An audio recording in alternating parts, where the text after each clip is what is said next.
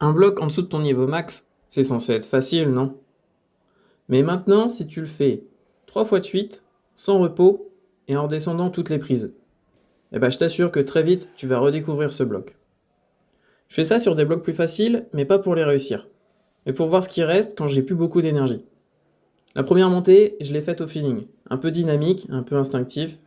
J'ai pas forcément pris des options les plus simples, mais ça me permet également de me tester. Déjà, la première descente, ça change tout. T'as pas les mêmes repères, t'as pas les mêmes placements, et surtout, t'as pas le droit à l'erreur. Parce que là, chaque mouvement compte. C'est pour ça que j'aime bien cet exercice, justement, parce que tu travailles pas juste à monter, tu travailles à contrôler. À force d'enchaîner, la fatigue, elle arrive, et je suis obligé d'adapter avec plus de technique. Il y a moins de force, il y a moins d'explosivité, il n'y a plus vraiment le choix, faut que je ralentisse, faut que je me place mieux, faut que je respire. Faut que je trouve des solutions qui n'étaient pas forcément là au premier essai. Au final, la grimpe, elle n'est pas parfaite, et justement, c'est ça qui est intéressant, apprendre à se remobiliser.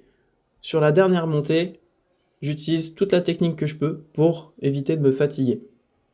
Cette manière-là, je réussis à aller au bout après 3 essais, et clairement, je suis content de moi, sans avoir eu à me buter sur un bloc hyper difficile.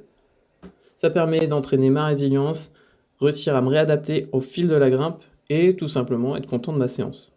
Teste ça sur un bloc que tu maîtrises dans ta salle. Tu vas te rendre compte qu'il y a plein de choses que tu peux améliorer et optimiser.